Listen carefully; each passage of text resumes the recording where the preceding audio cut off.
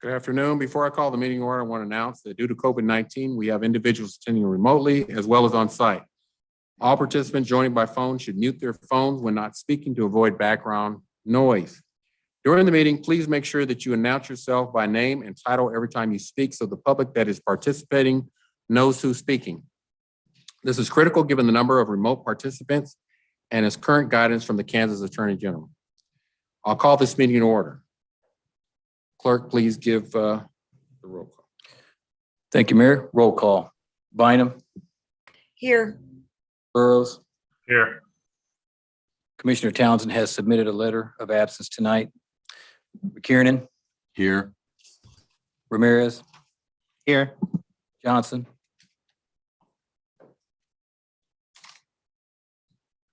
He's still muted. Commissioner Johnson. Okay, we'll come back. Kane. Here. Markley. Here. Stites. Here. Davis. Here. Commissioner Johnson again. Commissioner Johnson is online. He is having a technical difficulty. Mayor Garner. Here. Thank you. Tonight we'll have a discussion regarding the KC Levees Project. I'll turn it over to Public Works Department for an overview.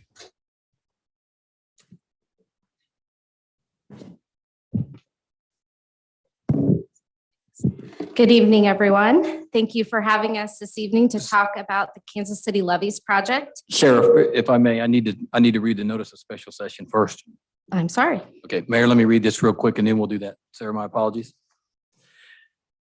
Thank you again. You are hereby notified that I've called a special session of the Unified Government of Wyandotte County and Kansas City, Kansas to be conducted virtually on Thursday, March 3rd, 2022 at 5 p.m. regarding the KC Levees Project. Thank you again.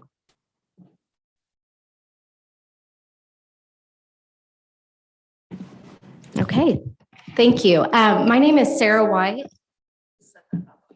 Oh, okay. Okay, my name is Sarah White. Nope.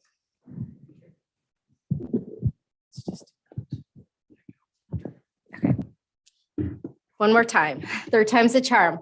Good evening. My name is Sarah White. I'm with the Public Works Engineering Department, and we are so gracious that we could meet with you tonight to discuss a mega project, over $500 million project that is being built here in Wyandotte County. And we wanted to tell the story. What is the history of the Kansas City levees? What does a mega project look like, and all of the partners that are involved in this project? And I will also be having Melissa Sieben, Assistant County Administrator, to give part of this presentation as well. As you can imagine, a project of this magnitude that has been going on for many, many years, it does have a story to tell.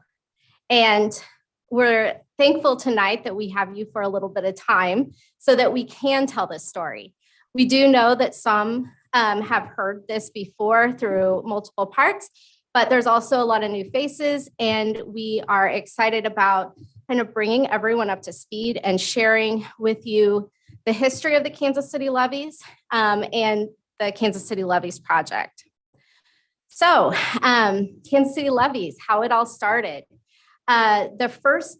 These are some pictures of flooding. As you can imagine, two major rivers surrounding Wyandotte County, there is going to be flooding.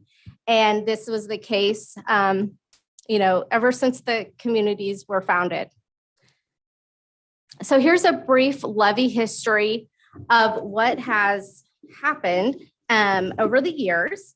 So the levee was first built in 1906 by Caw Valley Drainage District, which is the drainage district for the majority of the levees. So that was built over a 4-year period, and you can see that the first, how tall it was. In the late 1930s, the WPA program came in raised the levees at that point. And then in 1950, the Army Corps of Engineers had a project to strengthen the levees, raise the levees. And while it was under construction, the 1951 flood happened. So as you can imagine, the flooding occurred. And so then they went in to finish the construction and make the repairs from the 1951 flood. Following there was a 1962 mod that happened in the mid 70s. And then in response to the 1993 flood, came about the Kansas City, the 7 Levees Project and where we're at today. So the 7 levee systems there are 7 levees throughout the Kansas City metro area along the Kansas and Missouri rivers that protect both the area that's shown here.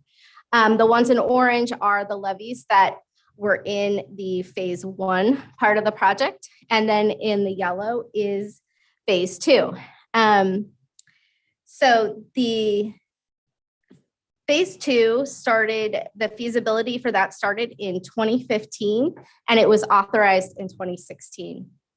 As you can imagine, the size of the project for phase 2 was estimated at that time for over $400 million. And with a cost share requirement for the local project sponsors of 35%, that is a number that for most drainage districts or communities, 35% of that is, roughly $100 million. Very hard to fund that. And so that project was looked at as being a 20 to 25 year project. So I'm going to pass it over to Melissa, and she's going to talk a little bit about how the next steps of getting that funded. I'm sorry. Good evening, everyone. Melissa Sieben, Assistant County Administrator. I just want to kind of cover where staff today kind of intersected into this project. So around 2016, when we received received authorization for phase 2, simply put us in a spot where we had to figure out how we were going to make this project go. Ideally, the local partners would have been able to come up with 35%. I started working with our partners, Kaw Valley Drainage District and Kansas City, Missouri, as well as MOARC, which is the Missouri and Other Affiliated Rivers Coalition, and KCIC. And we were all trying to figure out how we could get this last section of the 7 levee system in place. We spent quite a bit of time trying to figure out would be responsible for how much of what. But as you can see, very little of this actually is on the Missouri side. The bulk of it is all in Wyandotte County. So what happened was some very fortunate moments in time for the unified government. And that was that we were, as an organization, in the right places at the right time. Kansas City's Army Corps District, which is represented here tonight by Scott Mensing, had been working with our staff as well as MOARC, who's been an advocate since the 51 floods for protecting this area and the 4 states that it serves, which is Iowa, Nebraska, Missouri, and Kansas. We had a good relationship not only with MOARC, but the unified government with its Turkey Creek project, which Sarah has led for forever. And we were able to be out in DC talking to folks at the right time with that group. And we had proven ourselves on other projects with the Corps regionally, which was a huge thing. So when there was a funding bill in 2018 that came up, it said that the project was fully federally funded. But as we started digging into it and the Corps started digging into it here locally, we realized there were some pretty significant gaps.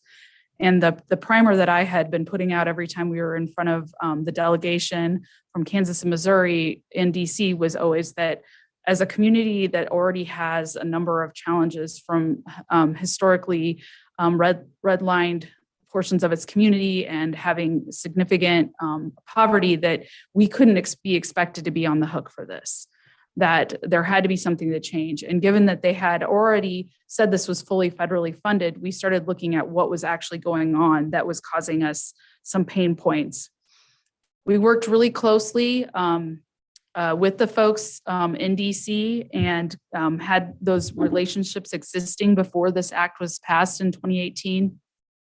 And were able to get language put into a secondary bill after it was already fully federally funded through our work with Senator Moran's office to actually have it fully federally funded. Sarah will talk about some things tonight. They're called betterments. Those are things that we're able to do at a better cost with this project that help us on our side of the systems that are not required by the Corps, but our partnerships there are making those things possible. And the fact of the matter is we would have had $100 million cost share that we would have had to have come up with. Plus, I mean, today's prices, this project just keeps escalating. So today we sit at $529 million. And I'm going to turn it back over to Sarah to round you through this. I think I got everything. Thank you, Melissa.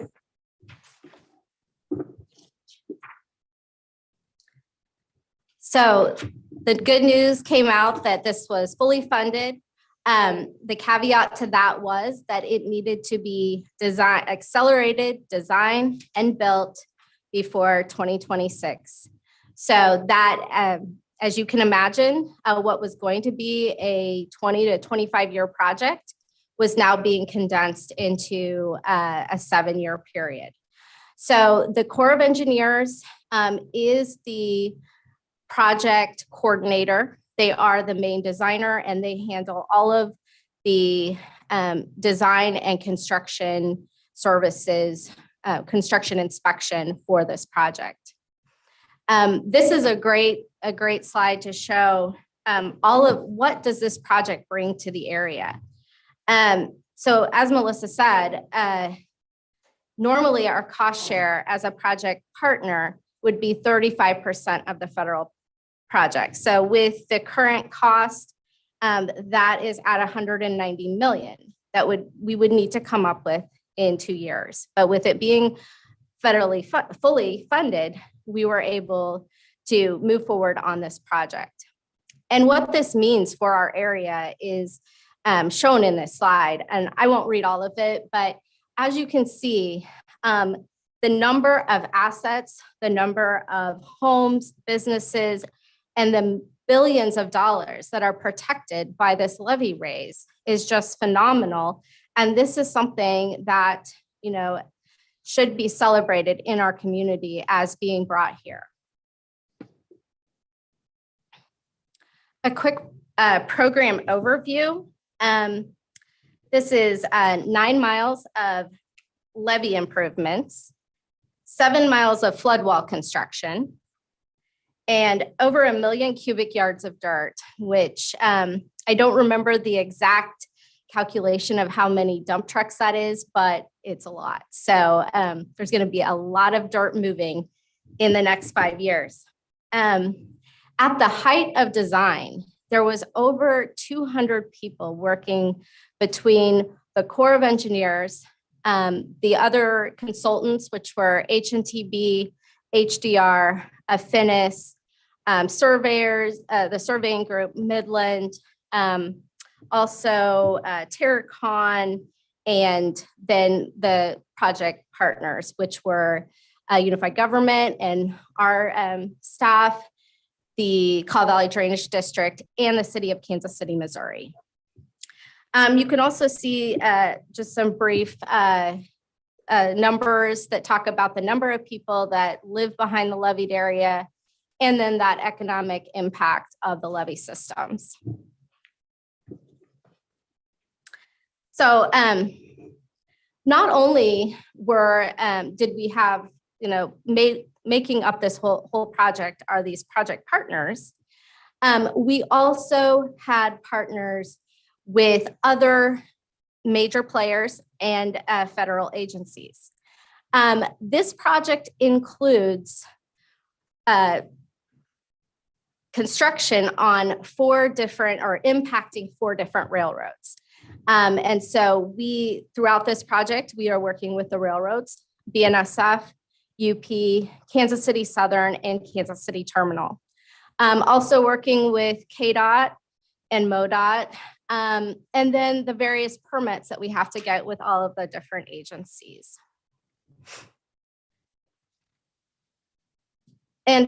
And back to the project partners, one of the things that Melissa touched on was that we have a history, or the Kansas City District has a history of producing really great projects. And one of the reasons they say that they are able to have such successful projects is their strong partnerships with the non-federal partners. You'll see a little bit later, all the stuff that as a non-federal partner that we are required to do to help the project. So we'll go into a little bit of the project components. As you can see here, the levee systems that we're talking about are Argentine, Armordale, and CID. So pretty much west of 635 all the way to the confluence of the Missouri River. So with the levee, there was 3 main parts to the project design. The levee and floodwall raises throughout the 17 miles of the existing levee, there needed to be approximately 5 feet raise went throughout the project. In some of the cases, there wasn't enough space to actually do a levee raise, because with a levee raise comes a width at the bottom that needs to expand as well. So in those cases, there was a wall, there will be a wall installed. So this just kind of talks about some facts on what all goes with it. And as you can see, it's not just putting dirt on top of the dirt. There are different relief wells and stability berms and other impacts on that. This project also, with the levee raise, there is also 12 railroad closure structures.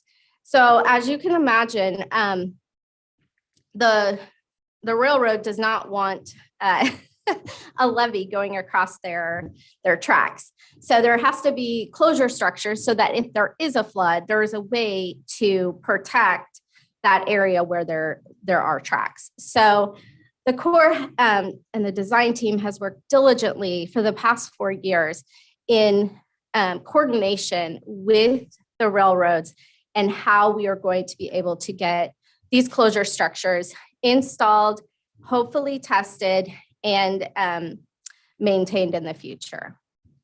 The contractor, this project was the last project to be designed. It went out to bid last February or March, and it was awarded to Lane Construction, which is based out of the East Coast, I believe Connecticut. And their contract was for $257 million. Would like to point out that this was a low bid selection out of qualified contractors.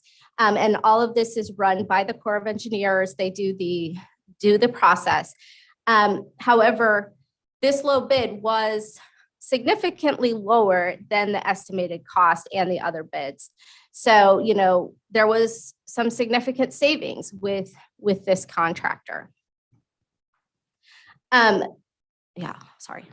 Okay, the next one is the Argentine pump station replacements.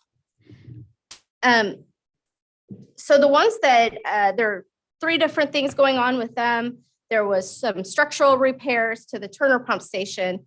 There was a full replacement of the Argentine main pump station. And then there was a full replacement and relocation of the Strong Avenue pump station. So our Unified Government project team was fully involved throughout all of design, attended design progress meetings at least monthly, sometimes they were every 2 weeks. And so we worked very closely with the designers at both the Corps and then the consultants that they also had working on these pump stations. So when it came to the Strong Avenue pump station, and we have Trenton Fogelsong here with water pollution control, he was the main technical lead on the pump station review and evaluation of the design. The opportunity to move the Strong Avenue pump station came up because it actually was on you have to cross the railroad tracks to get to it. And that can cause a lot of issues if you have to do maintenance, repair, lots of extra costs when you need to cross the railroad station. So, the railroad tracks. So we were able to relocate that, and that is currently in construction right now. That was awarded to Michaels, and this was a design build contract for $33 million. The next set of projects was the Armordale and CID pump station repairs. There were 10 flood pump stations and that were modified and repaired. And there are various ones that are UG pump stations throughout this project. This one was designed by Affinis and HDR, and then the contractor for this is Supplied Industrial Solutions with a $17 million project cost on this. This one is currently in construction as well, and these will be completed in December of 2023, or projected to be completed in December of 2023. I will say that these projects already are starting, we're seeing impacts of supply chain issues with the pumps and various aspects. So that's something that, we are continuing to see on these. Wanted to now kind of move into what the unified government was involved with on this project, and wanted to give, a list off our UG project team. Our program manager, Melissa Sieben, myself as project manager, our pump station lead, Trenton Fogelsong, real estate, James Bain, financial assistance with Sam Herr, and then the rest of the project team was in our public works department, Jeff Fisher, Troy Shaw, and Sarah Schaefer. And then when we get into betterments, Gunnar Hand, Catherine Carter, Rob Richardson, Melissa Sieben, and then a few, the rest of the project team were involved in the betterments. So what does it mean to be a non-federal partner? Well, it means that you are in charge of completing the LERDs. And LERD stands for land acquisitions, easements, right-of-way, relocation, which usually those are utilities, and then disposals of hazardous materials or of other materials. So for the unified government, when it came to LERDs, we are currently, did all the tasks during design, and now are continuing to do tasks throughout construction. So for the real estate, there were over 150 easements that were acquired for this project. As you can imagine, over 17 miles of levees. That's a lot of properties that we touched.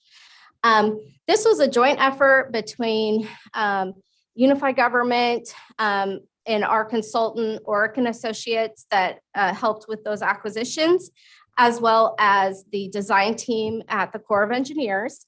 I believe they met with every single property owner, or at least talked to them on the phone, letting them know about the project and the easements that we needed to acquire.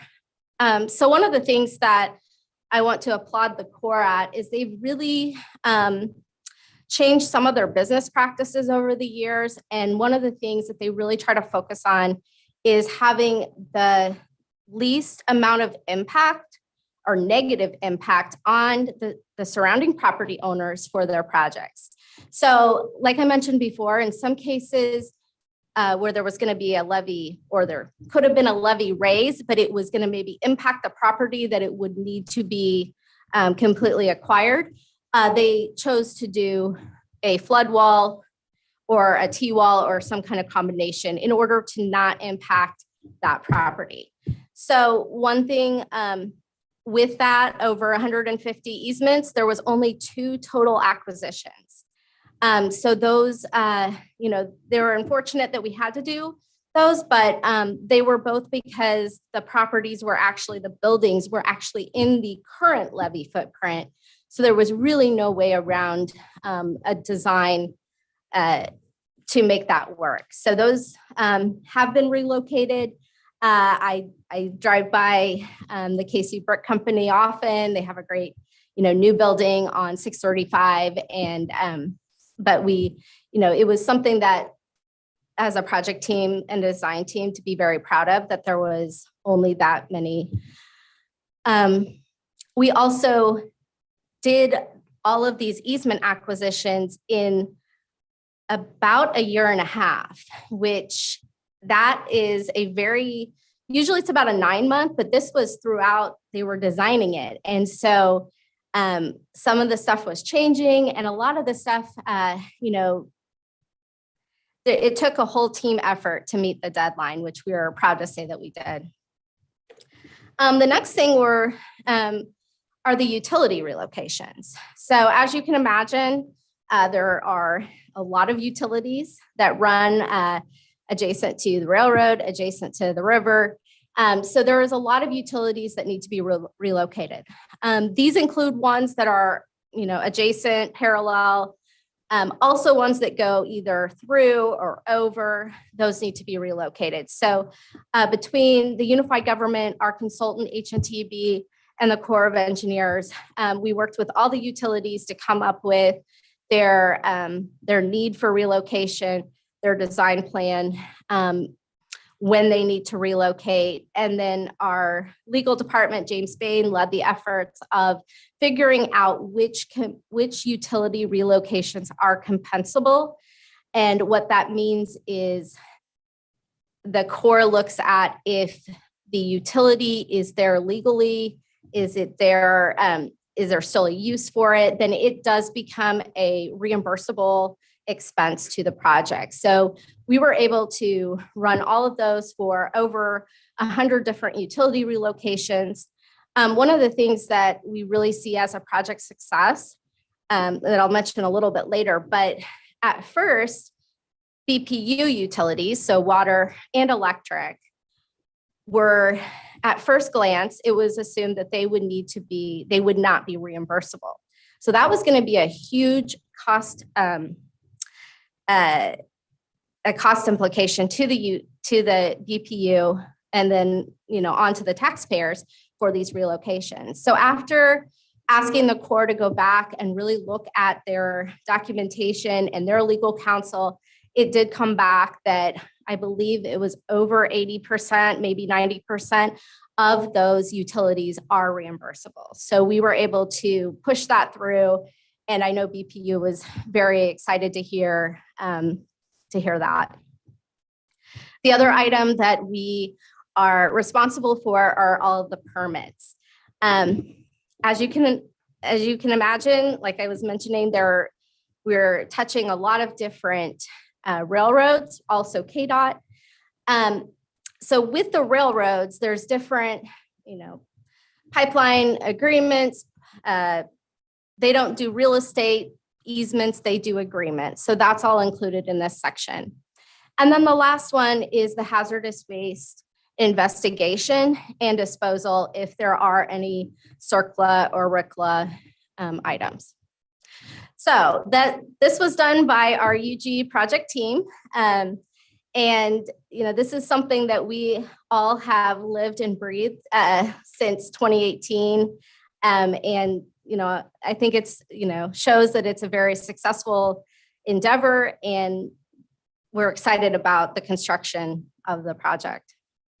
The other thing that we did is the public outreach portion. We held a KC Levees open house back in 2019, just to let people know what this project was, how it's coming through. Since then, we have quarterly stakeholder meetings that both Scott and I run, and we have an invite list of business owners, property owners, congressionals, lots of different people, and anyone can get on the list. And we give updates on the current progress, hear any concerns people might have, which so far no one's had any concerns, but it's a great way to showcase all of the different things going on. The other thing that the Corps has set up is an interactive website. We requested that, a map that shows where construction is happening and where it's going to happen would be a great way to share with the public, to share with RUG staff, to share with commissioners if they get called, what's going on, what's out there, and what can you expect.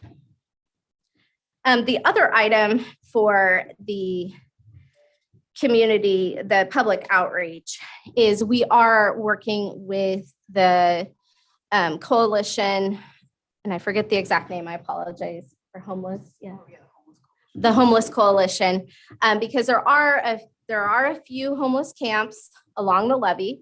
And so during design, we met with them and, we tried to come up with ways, how are we going to, relocate, handle this during construction? Because once construction starts, it is not, an area where people need to be. So that is something we're working on as well. So to kick off our construction, we had a groundbreaking ceremony. We were supposed to have it in August, but it was on the hottest day of the year. So we decided to postpone it to October. And this project has had so much support from our Kansas and Missouri congressionals and elected officials. And it was a wonderful event, and it really did showcase all of the great efforts.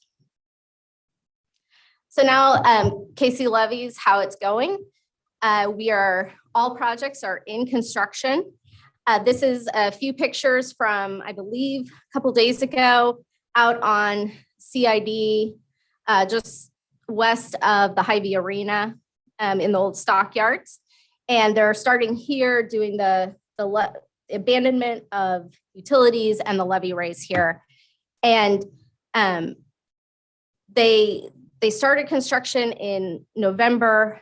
In March, end of March, possibly beginning of April, they'll be starting at 5 different locations. So it's going to be all hands on deck, lots of different movement going on. And that's really when we're going to kick off making sure everyone knows about the what's going on. This is just a quick update on the project status. And one of the things with this project, there are many accomplishments, and I wanted to highlight some of the accomplishments on a national level that the Levees Project has received. The Corps project team from the Corps of Engineers has made it all the way up to nationals in different awards. And Scott Mensing did receive an award for his work as well. So it's lots of things to be proud of. So one of the opportunities that we have for being a project partner is betterments. So throughout design, we can look for ways that we could possibly add on to the design project and get a great cost, because we already have a contractor out there. We can include that in the bid. And so during our project process, we looked at different betterment opportunities. The ones, I'm gonna go into them. So the pump stations, when the Corps evaluated the pump stations, they were looking at the structural integrity and how it would affect the levee system, the quality of the levee system. So the unified government went in and we looked at capacity upgrades and how we could help set up these areas for future stormwater improvements by increasing the capacity. So as you can see here, there are there's eight different facilities that have betterments on them.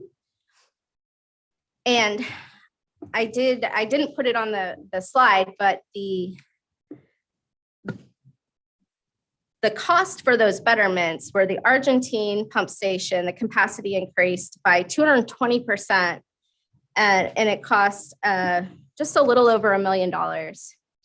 For Armordale, 5 facilities had an increased capacity of 170%, along with the CID had 1 facility that increased by 190%, and that cost came in at just a little over 1.3 million. And I believe that when we estimated it, it was more like 5 million. So definitely a huge cost savings on that. So Trenton put together this great slide of what does that mean? How much is this and how much did we gain by doing these capacity betterments? So an Olympic-sized swimming pool has 660 gallons in it. Oh, sorry, 660,000 gallons. Forgot a couple zeros there. And so if we show how many, this kind of just shows what we ended up with when we added that capacity. And then if you want to say, okay, how many Olympic swimming pools are in UG City Hall? So there's 21. And so we have 30 UG City Halls, we added 20, and now we have 50 with the betterments. And then if you look at just what it out in the field, what it added, it equates to approximately 3.7 inches of water that can be pumped in a 24-hour period. So the other item, the betterments that we looked at, was the levee trail system. Along the levees, on top of the levees and behind the levee walls, there has to be maintenance roads. And oftentimes these are used as trails for biking, walking. And we were able to request enhanced surface so that they wouldn't be just the normal maintenance rock that they use. And we were able to get an enhanced surface. There's a portions that will be concrete, and then there's portions that will be just an enhanced aggregate. We did visioning and public outreach.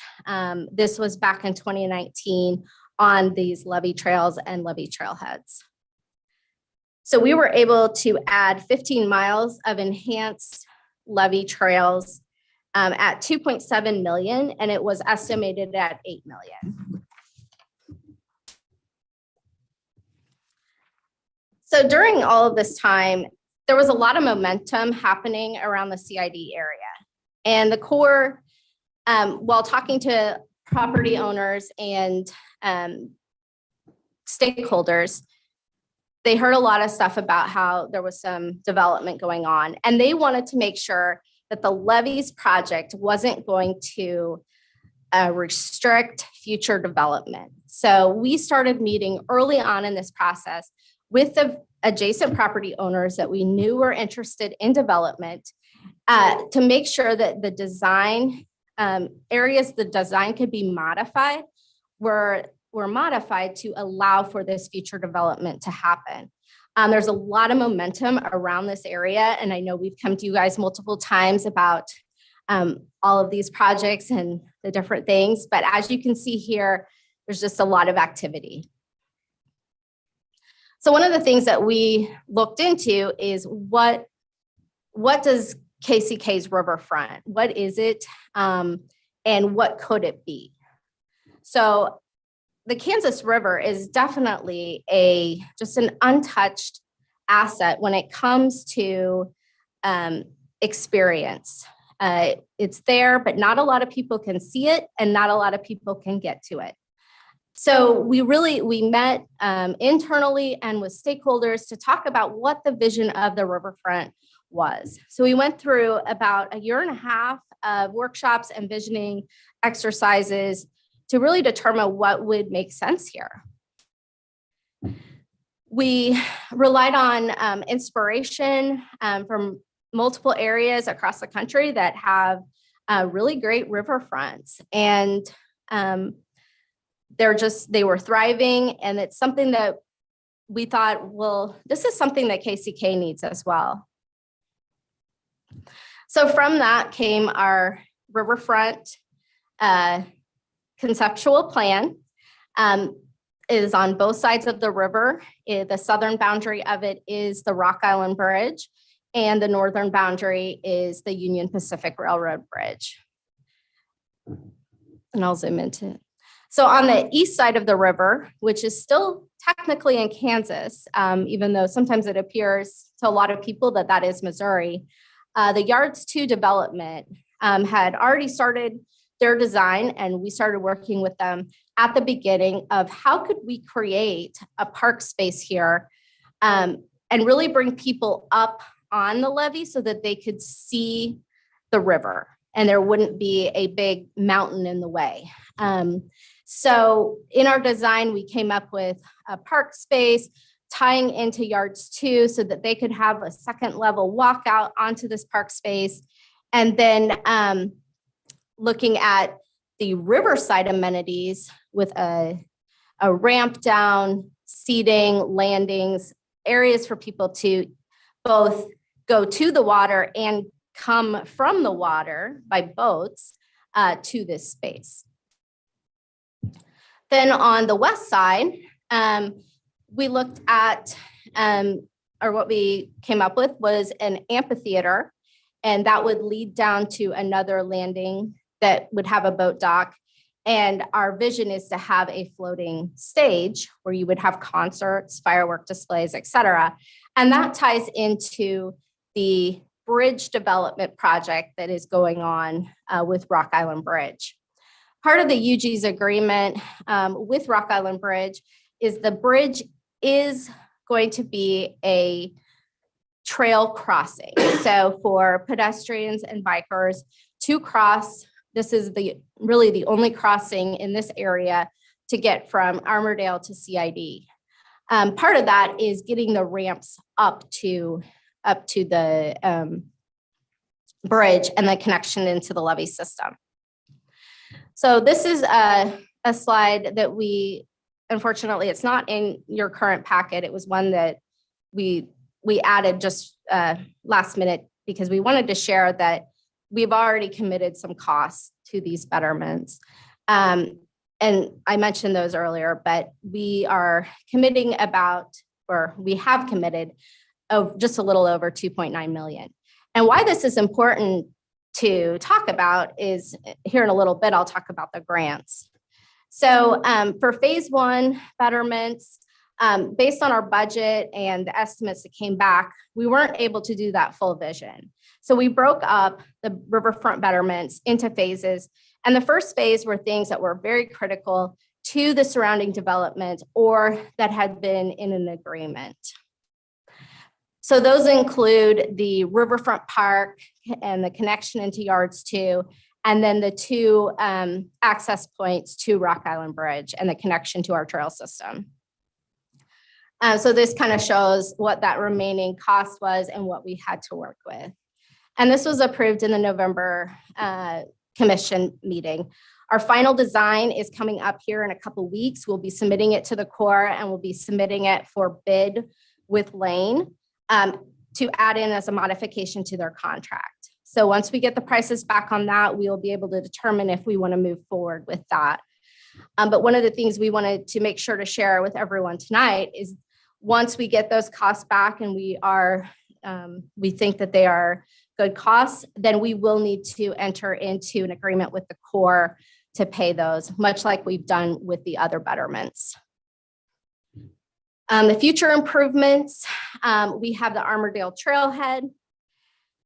We have the future Riverside improvements, and these are the costs of those. And then one other thing that we really wanted to share with you guys is the remaining land that is in a permanent levee easement is being donated by Bill Haw to the unified government to use as park space or green space. So back to what we've already spent, why that's important is with all of the grants coming out, there are so many different grant opportunities to go after to complete these projects. And luckily, well, most of them have a match requirement to them, but luckily we have already met that match requirement with the betterments that we've already paid into the project. So that is why we in the past 2 months have been able to apply for a $2 million grant with the EDA, the Travel, Tourism, and Outdoor Recreation Grant. And then just recently on Monday night, we submitted a $23.7 million base grant for the rest of these betterments, as well as we partnered with Yards to Rock Island Bridge, the Kansas City Boat Club, to submit that application. And that's something that we will not need to provide any more money to that if we receive that grant. The other grants that we did receive 3 MARC grants, that 2 of them will be used in this area. And those are for $800,000 for one and $700,000 for the other. And then Procter & Gamble, which is located at 18th Street, they are wanting to, or they have committed to going in on a trailhead with us, and they have already committed $450,000 for that trailhead, with the chance of even more money once we come up with the design and cost. The main thing there is that their plant is closing. They want to memorialize over 150 years of being in that location by a trailhead. I think we've talked about a lot of project successes tonight. This is a project, lots of different entities, lots of different groups, and we've all worked together to bring to Wyandotte County and our residents a life-saving project, as well as future betterment opportunities. So next steps, we have the Corps and the design team has a few more railroad agreements that they are working through. BNSF and UP still have agreements. Why we mention this is part of our partnership is that we need to pay for the fees for those agreements, and then we get reimbursed from the Corps. So those will be coming in the next year. And we do have an account set up for that transfer. And then when we get reimbursed, the money will go back in. The next thing are the betterments that are going to be coming up. And then something to highlight is the protection level is going to be raised 200% for our community. And how can we get out to share this project over the next 5 years of what it is bringing to Wyandotte County? So thank you so much for your time. I will open it up to any questions that anyone has.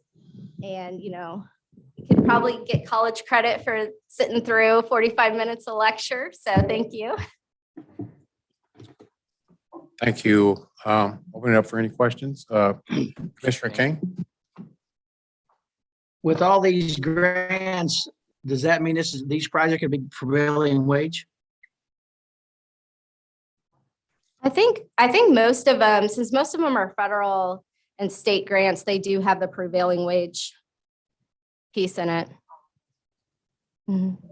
Well, and the reason I bring that up is we need to verify that as we go, because sometimes they start out right and end up wrong. So I think we need to follow that on a regular basis to make sure that it's prevailing wage, that they're paying the right rate, and it's not always necessarily union work, but it's a lot of money. And I hope we use as many local contractors and local union contractors as possible.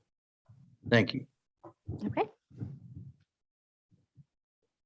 Thank you. Commissioner Ramirez.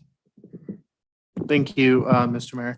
Thank you, Sarah, Melissa, and your entire team of who is all here and who isn't here. Thank you. This is certainly a mega project. And it's a project that's going to have a significant change and betterment to our community, especially with the Riverfront, what we want to do design-wise and amenity-wise. But just thank you for all the hard work. I know it's taken a long time for you guys to get here. The one question I had, and you had brought it up, I believe it was either you or Melissa had brought it up about the supply chain issues. If it were to get to the point where the supply chain issues becomes a big issue and the projects doesn't get finished by that 2026 deadline, what happens? And if it's okay, I'd like to bring the program manager from the Corps, Scott Mensing, and he could talk on that since they're the ones that handle the contract, if that's okay. Hey, good evening, everybody. Scott Mensing, Army Corps of Engineers, Kansas City District. I'm the program manager for the KC Levees program. And sir, to answer your question, if we have, our contract allows for extensions due to acts of God or other things that are out of our contractor's control. So supply chain is one of those items. But what we try to do is we try to mitigate it ahead of time. So we identify our long lead items up front and begin working with those suppliers immediately to understand if there will be a supply chain issue or not. And then if we do get into that issue, then we start looking at how we can manipulate construction schedule for it not to impact critical path. So we have had this issue already with pumps in particular. And what we did is we moved items around in the schedule to keep the pump station completion dates set. But the pump stations that were impacted by the supply chain issue, we just pushed them out a little bit to allow more time for that procurement. Okay, thank you. I was just curious about that because I know we had the supply chain issues with COVID and now what's happening in Europe and all that's having a big impact on our supply chain. So I was curious to see how that affected the end goal. So thank you. That was the only question I had. Again, thank you to staff and everyone and all the partners who are part of this. This is going to make Wyandotte County better. It's going to give our citizens a place to go and to have fun and to enjoy. So thank you. Thank you. Commissioner Markley. Thanks, Mayor. I really just wanted to underscore what an amazing project this is for the community. As you're hearing all of it, it's just a whole lot of information washing over you. But the reality is the price tag on this project is so large. There is no chance whatsoever that we would be completing this work without the federal government having taken this on themselves. So it's a huge thing, and it happened because of our staff's dedication to making it happen and their willingness to put us out there and negotiate this deal. So I just wanted to highlight the staff has done an amazing job. This project would not be happening were it not for our staff members' efforts and our federal representatives' efforts to support us in this project. And in addition to all the sort of great things we saw at the end of the project in terms of development, this is a safety issue, it's a flooding issue, and it's protecting all of these people from their homes being flooded out. And it seems like such a small chance because we don't necessarily flood every year, but when those big floods come, we're going to be so thankful that this project happened. So again, I know it's a lot of information and sometimes I think the details sort of drown out the importance of it, but great job by staff. Thanks so much to our federal representatives. And we're so glad this project's going to happen. Thank you. Commissioner Bynum. Thank you, Mayor. Commissioner Markley said a lot of what I really wanted to say, but I'm going to say it again. I am so proud of our staff. This is $549 million. This eclipses our annual combined city and county budgets by over $100 million. Just to put it in perspective, and starting with just the tenacity that we showed and continuing to go back to the feds to get the full funding, because again, even 35% was not achievable by us. And so I'm so proud of our staff for what they've achieved with this. And now you see everything that's underway. This is not something that they did and then high-fived each other and said, we're done. You know, they work on this every single day. And it's an incredible project. And I do want to also underscore what an amazing safety element is involved here. And Mayor, that's really all I wanted to say.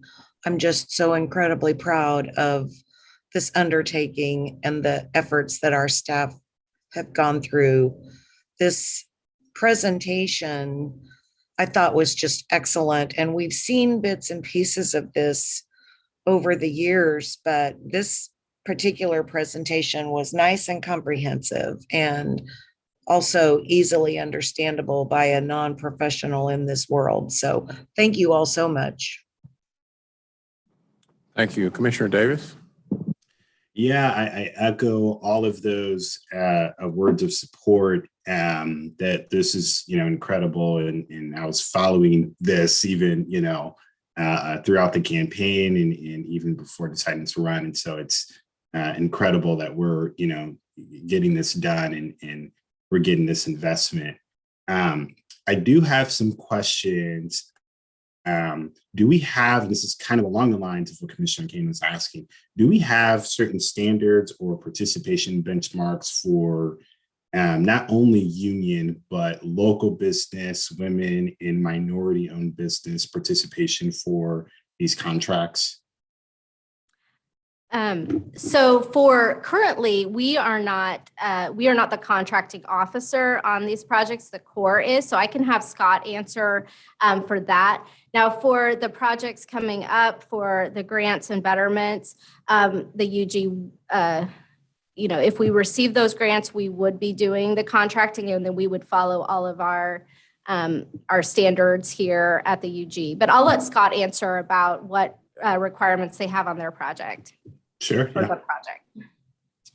Yeah, so when we get into our contracting, we did not establish a small business goal on purpose for this effort, because the effort was so large and that the companies that were deemed qualified, some self-perform, some don't. And so we left it up to them to make it the best decision for them to complete the project as efficiently as possible. Now, Lane in particular has agreed to try to bring in as many local subcontractors as possible. So I know they have been meeting with local union reps. They have done a number of outreach efforts to try to engage with local subs. I know Kissick is doing work for them right now in the field, and they're actively trying to do that work with locals, not only to keep the money here, but from a contractor's perspective, it's cheaper for them to not have to bring in a contractor from 3 states away. But one thing the Corps has been doing is we have been doing public outreach with the Missouri Society of Professional Engineers, the Association of General Contractors, the National Utility Contractors Association, which are all based here locally, to help spread that message of these opportunities for the workforces, especially to some of our smaller businesses, and then get them in contact with Lane or Michaels or SIS, whoever it may be, because that's usually the hardest part of this conversation is who do I talk to, especially in companies as big as Lane. So we're trying to promote that for them and get that information out to them. So Yeah, any other no, questions? Awesome. Go Awesome. ahead. Yeah, no, I appreciate that response and throw in, the chamber, and I know the Heartland Black Chamber as well as the Hispanic Chamber as well. If you all could include them. The other question that I had was on the some of the other spaces. I know the slides that we got were the slides that you all presented just now. There were some spaces, one of them was titled Collaborative Space, Can you all just kind of give more information on what the vision is for that? Commissioner Davids, this is Melissa Sieben. I just also wanted to follow up. Catherine Carter was pinging me. On our economic development projects, we do have the local minority and women-owned business goals in there. So just so you know that, as we're touching things, yes, those things are coming up. And I'm going to go back to Sarah on the collaborative spaces. Yeah, thank you. So for the collaborative space, that's the area in between Yards 2 and the Rock Island Bridge. And it is going to be a public park space and really almost like an entrance into Kansas, because it's just right off a state line. So as of right now, we are just designing and providing the space. So we're designing the grading to be included with the core project in order to have it built. And there will be, we'll have the walkways, we'll have the ADA ramps, we'll have access up to the levee trails and the bridge and to Yards 2. However, other than that, it is kind of open for programming.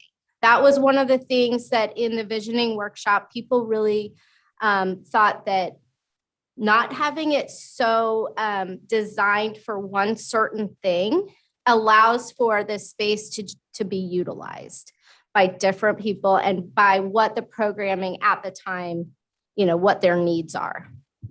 Yeah.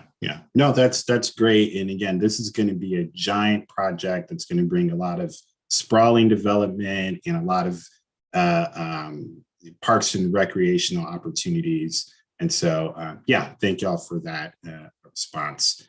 Thank you, Mayor. Thank you. Commissioner Burrows. Thank you, Mayor. Great presentation this evening. Appreciate it very much. And I do want to state that I think Commissioner Markley stated it well, that this is really a community safety issue as well as a recreational issue.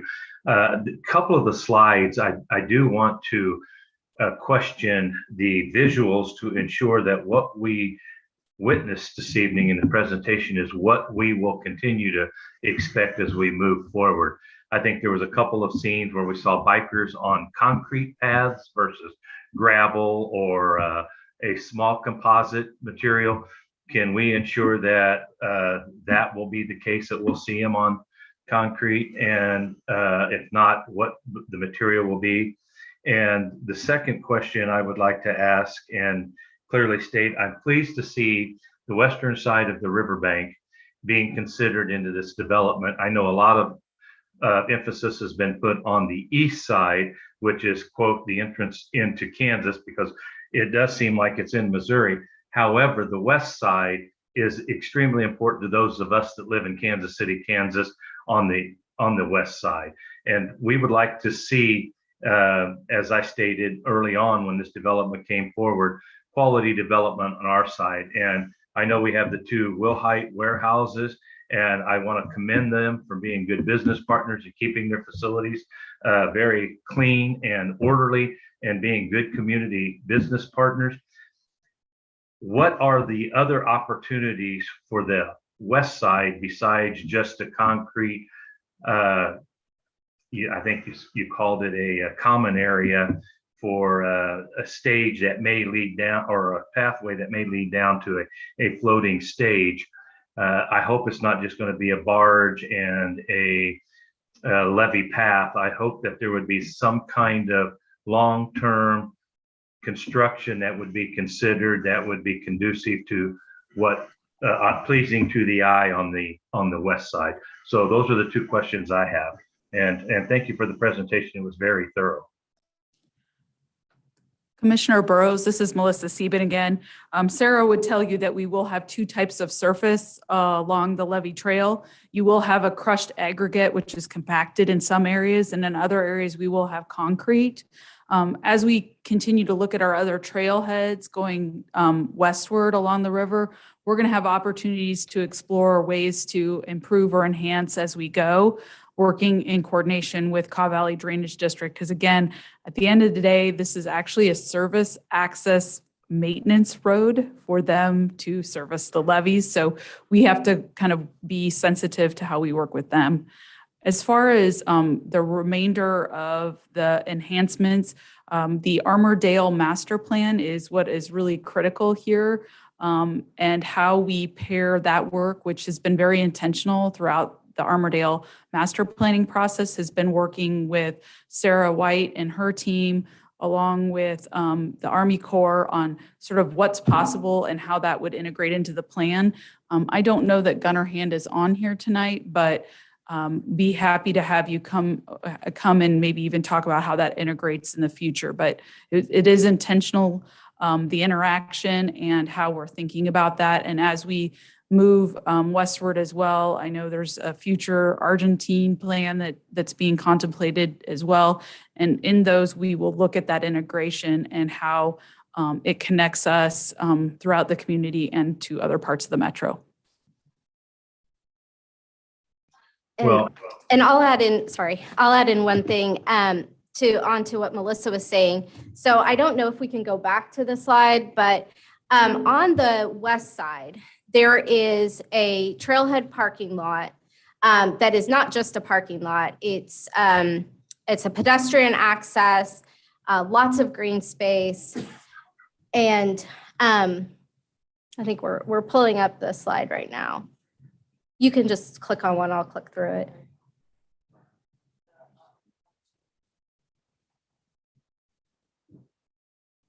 Yeah, that's right. So this trailhead has the potential.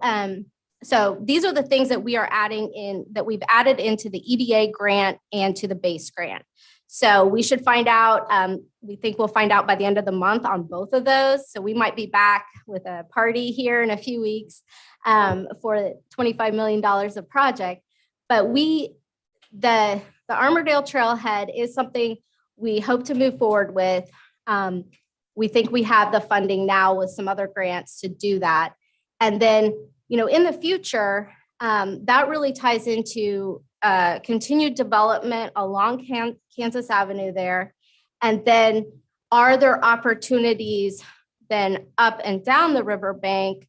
Really it becomes those property owners, do they see a higher and better use that they would want to develop along there?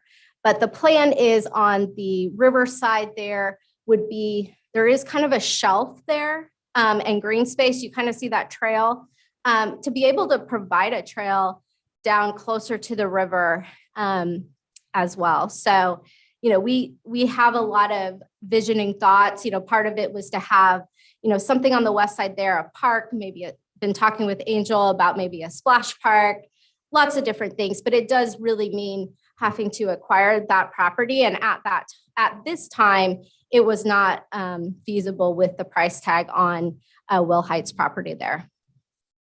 So, and if I may, I'm assuming that the property will only increase in value. And if I remember correctly, that section of bridge where the parking lot is in need of renovation, tremendous upgrade. Having visited it with the state people, I guess my comment would be, it's one thing to have just a parking lot.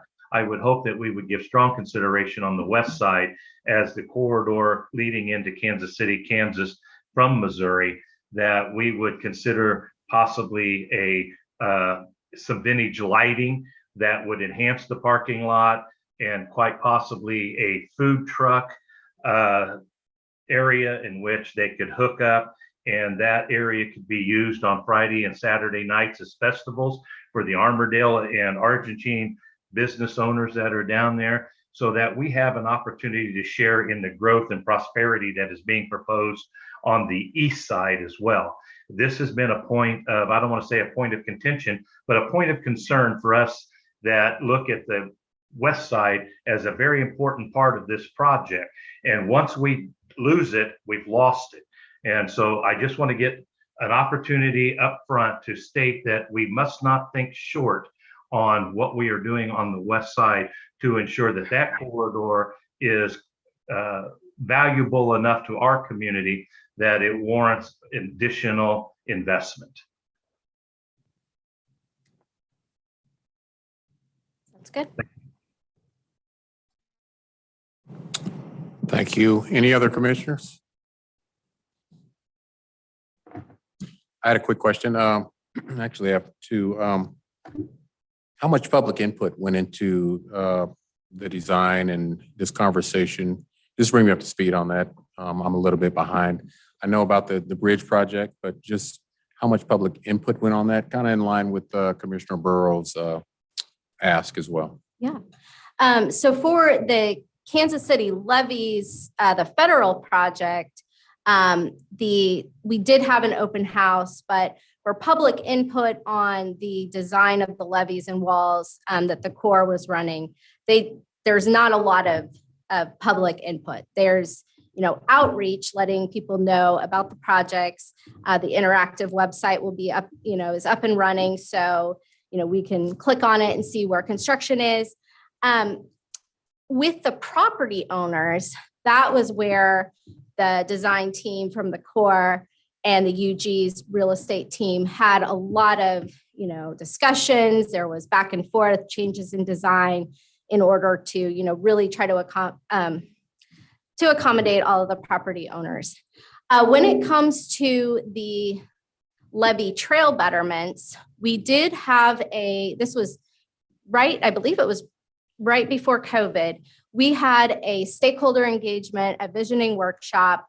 We had wonderful turnout and lots of survey responses about what people wanted with a levee trail system, how they wanted to connect to all of the different trail systems throughout the metro, and what they would like in trailheads. So we had a great outreach there. For the betterments, when it comes to the Riverfront development, we've had various levels of engagement with that. We've had internal visioning with the various departments. Then we moved to the stakeholders and the surrounding property owners to determine, we've been coordinating with them. We meet bi-weekly with the other two developments going on. And then we meet on the off weeks with all of the stakeholders in the area. And we've been doing that for now over a year. And then we paired up with the Armordale master plan. Since that was happening at the same time, we had them kind of start at the high level. We started, at the UG level and came in the middle. So we included questions and public input through the survey and the Armordale master plan on what people wanted in the Riverfront area. They also did some of that work with the KCDC Riverfront project. The Kansas City Design Studio did a Riverfront visioning as well, and they included that outreach in there as well. Right. I was just curious in that. It's just when we have these type of projects, especially for our staff, just ensuring that it's community driven and that we engage the community on making sure that we determine what good services, resources, and entertainment venues really would best like to see in our community. So the next question is, I wasn't quite clear, just a little more clarity, and I appreciate Commissioner Davis bringing that question up on women and minority, as well as Commissioner Kane on our unions, local unions, and how that was impacted. I wasn't quite clear. Was that taken into consideration or not? Or can you reiterate that to me, or can someone? Yeah, so I can have Scott stand back up and talk about the KC Levees project, because they are the contracting officer of it. But for our projects that we will bid out, those are still just in design. So we will be able to, have any of the requirements, our normal requirements will be in place for, having our goals for the project. But those are, if we get the grant, those will be coming up in about 6 months to a year that we would be bidding out those projects. But if I can have Scott talk about what they did for their requirements. Yes, sir. On the levee, so on the majority of our contracts, we always follow Davis-Bacon Act. And so that sets the wage rates that we go through. But when on your question on women-owned businesses, early on, we strategized on how could we target how and where should we target small businesses. And so from the core, women-owned is part of our small business community. And so on the Armordale and CID pump station contract, the design went small business. Finis happened to get it. And then the contract went to the small business community where SIS is a small business. So we were trying to target those smaller areas where we could, when we could. Thank you. Ms. Simon, I think you mentioned something from Catherine Qatar. Yeah, and Catherine is on here, Melissa Sieben, Assistant County Administrator. When we do our economic development projects, and I'm sure Misty Brown, our Chief Legal Counsel, will chime in, but we do have WMBO goals that we try to obtain, and those are on this project, as are all of those that we do. So, and I don't know what the exact targets are. They're set individually in conjunction with purchasing and a committee that is made up of partners in the community. Thank you. If I just had an ask, just when we think about these projects, as part of the planning is that we always take into account our women, minority, small business enterprises, as well as our local unions in the planning phase. I think that would be of great value to Wyandotte County, especially with the amount of cultural diversity that we have in our community, and not just in a way that's planned to give them an honorable mention, but also to really involve them in this process, making sure that they have a seat at the table, and then making sure that there's accountability mechanisms on the tail end to make sure whatever goals that we say are being set are actually being met.